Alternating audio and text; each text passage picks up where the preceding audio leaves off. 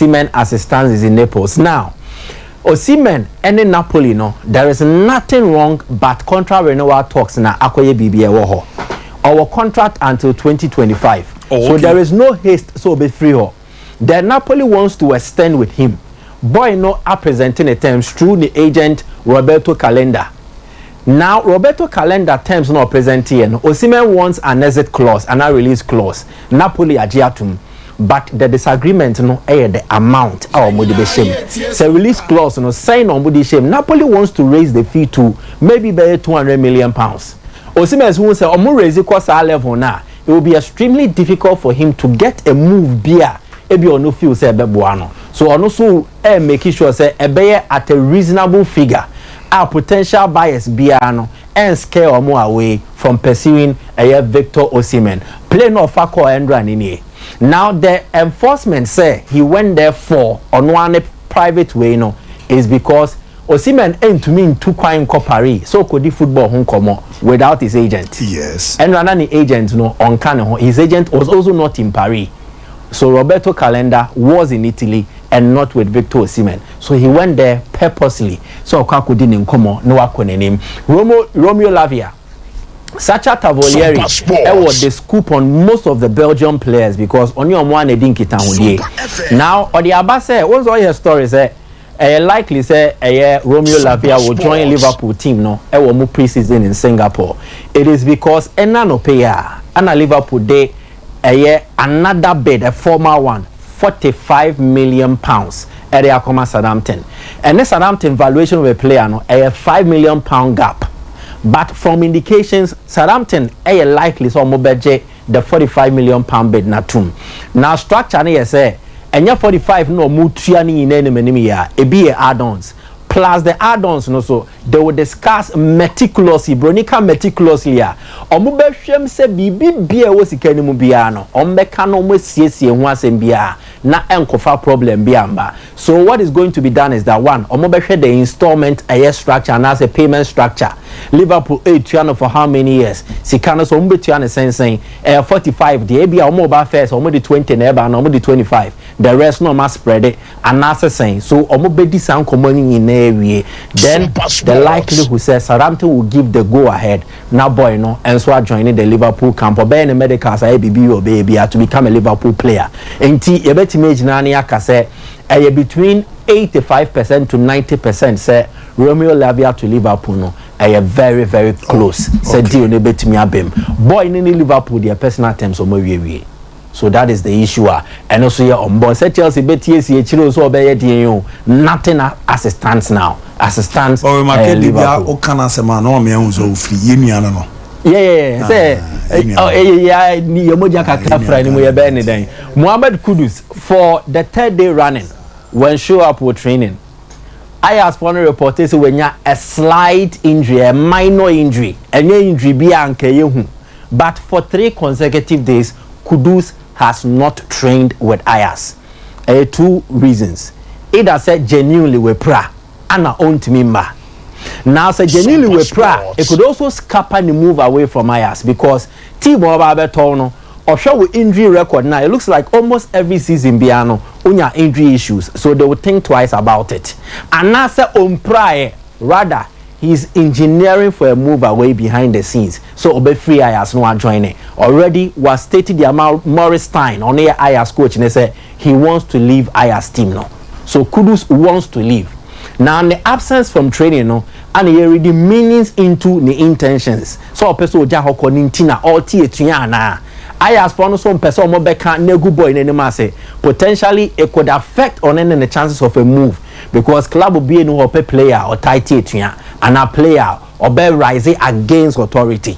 So a beer no something Ayas for now is a minor injury, but as it stands, he's not training. Personal terms home come with Chelsea, it is progressing. Very close to being agreed. But Ayas need Chelsea in kitchen after any and the initial approach, nothing yet.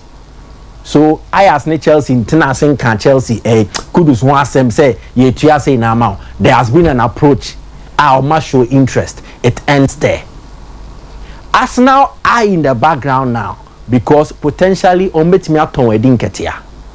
Arsenal beat me out to Edin Ketia. Exactly. Crystal Palace attackers. Omelusu Refeza, Michael Olise Pra. Now they need attackers to beef up their team, and they think Edin Ketia a part. Arsenal valuation here £40 million.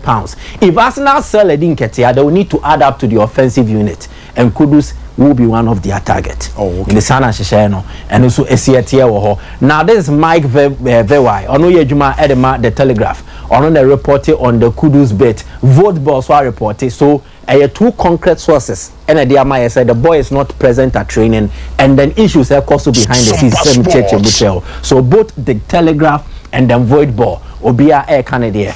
Renato Sanches, Roma Fono are very confident. Say in the next days, next week, the boy will be a Roma player because on proposal on table map PSG, it looks positive.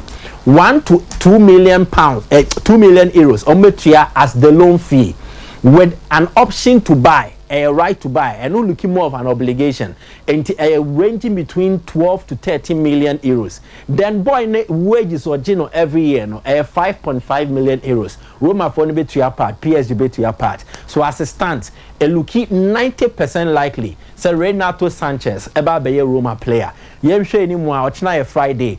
You could Remo weekend near be Rem next week now. Any moment from then, he could join AS Roma from Paris Saint-Germain. Away from transfers, and run a share, some come away, I say. Opinion that's your Jolie West. Voluntarily, he's surrounded to Manhattan in Penny 4. So, and Omo Arenin, once a material process in him say, if Omo arrested and as on one casa Ekodani Huedia, then they will arraign him. Arraignment near say, you process for court. But on court in the a 19 charges near the abono. There will be a pre-trial. So as part of a pre-trial, near betie unsemi na ne wanu ye. E hona okwa yes me pleading guilty or not guilty. Then they will look at the respective count, and two lawyers will come and argue for you based on how you plead in court. Then not the prosecutors no so abo trying to push the counts on you. And decide in and of course who court. Court no na a Manhattan Magistrate Court no New York na no as simple as this. The news is that Jolie will say he's not guilty.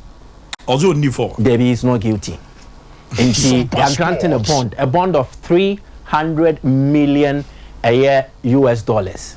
Now bond no or the yacht your friend say Aviva and a secure and non come back a yacht ni wejuma or the yacht nim. The yacht can accommodate 16 people and still have more space. Yacht, yes. 16. Now still your more space. Yacht nini. Our tennis court room. Our bars. Our entertainment enjoyment be an home. Joe Lewis is 86 years, but he's living the good life. But he's 86 years. 86, but he's living the good life. And the yacht, no, yeah, money you see. And then the secure bond in the amano. Okay. The yacht is rated between 250 million euros to 300 million euros.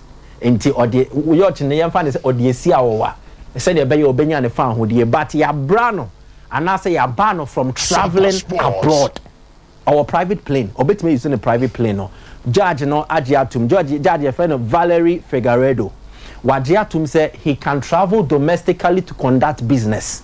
Obet me in a Jumedi obey and to own use on a private plane. No, by yacht now, Konye ni dear woman a friend of Viva and a dear. Own to me, man who baby are. I know my son's way season a passport and swag count. So that is what transpired in court today. Now say a Benyan Sunsanso was Spurs so and I say Yan Sunsanso. The answer is no, definitely not. Are they? One, Jolie Weiss is smart. Last year, I know CD say as an individual or the owner of Spurs. Enti wakaste Spurs ownership shares ni bibiano into the hands of Enek Sports Incorporation.